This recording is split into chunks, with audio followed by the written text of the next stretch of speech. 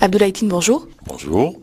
Quel a été finalement le rôle joué par le groupe de travail de l'ONU sur la détention arbitraire dans la libération de Thierry Michel à Tangana? Ce rôle a été décisif parce que, après les 3 années d'enquête, le groupe de travail a rendu un avis en qualifiant la détention qui frappait injustement Michel Thierry à Tangana d'arbitraire. Et par la suite, bien sûr, comme par hasard, Michel sera libéré. Le Cameroun, pour se libérer de ce poids, va prendre un décret pour noyer Michel dans une liste de détenus normaux. C'était une manière de contourner un peu, mais quoi qu'il en soit, nul n'était cet avis, Michel serait encore en prison, ça c'est évident. Y a-t-il un avant et un après Thierry Michel à Tangana? Autrement dit, qu'est-ce que cette affaire a changé dans le combat contre la détention arbitraire? Il y aura forcément un avant et après Michel Thierry à Tangana. Michel ne s'est pas contenté seulement de s'occuper de son cas personnel. Aujourd'hui, il est soutenu par le département d'État américain, par la fondation Freedom House, le Centre Kennedy pour les droits de l'homme et la démocratie, pour qu'il soit le visage parlant de cette détention arbitraire. Et nous avons lancé une campagne internationale pour que la question des détentions arbitraires soit clairement posée.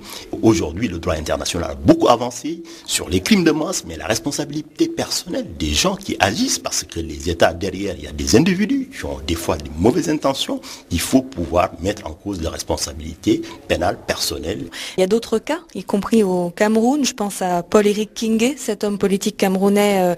Le groupe de travail a statué, estimé que sa détention était arbitraire. C'était en octobre dernier. Il est toujours en prison. Pourquoi ce qui a fonctionné pour Thierry Michel à Tangana ne fonctionne pas dans ce cas-là?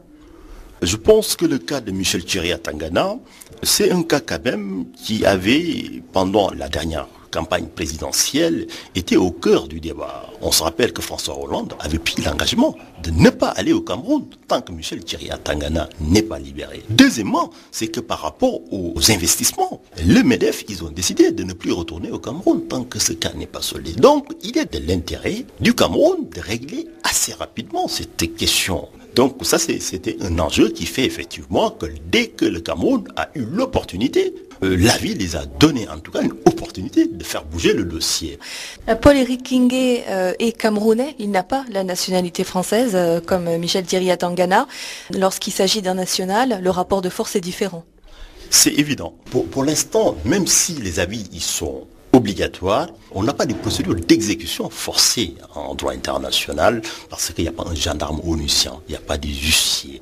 Donc tout ce qu'on peut faire, c'est que montrer au Cameroun qu'en ratifiant la Charte des Nations Unies, il a pris l'engagement d'appliquer et de faire respecter effectivement les décisions des Nations Unies. Donc il appartient à la communauté internationale dans son ensemble de peser tout son poids pour que partout où un avis sera rendu, de faire de sorte qu'il soit effectif en usant de tous les points, parce que à un certain moment, bien sûr, les potentialités du droit s'épuisent, et là, c'est la diplomatie, c'est la politique qui doit prendre automatiquement le relais. Mais vous le disiez, pour Thierry Michel à Tangana, il y avait un contexte politique. On était dans un cas où c'était un État face à un État. Lorsqu'il s'agit d'un national, le rapport de force est différent. C'est évident, c'est évident. C'est un peu des imperfections de la société internationale.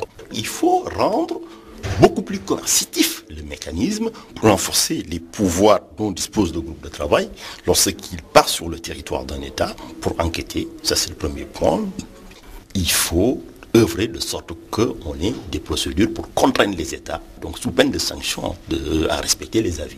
De la même manière qu'aujourd'hui, lorsque la Cour internationale de justice de la Haye rend une décision contre un État, lorsque l'État ne le respecte pas, l'État bénéficiaire peut aller voir le Conseil de sécurité et demander d'exécuter par tous les moyens, y compris par le recours à la force. Pour que, bien sûr, les États ne pensent pas que les Nations Unies mobilisent du temps, de l'argent, de l'énergie pour enquêter et après, ils peuvent faire fi, abstraction de leurs avis. Abdoulaye Tine, merci beaucoup. Je vous remercie.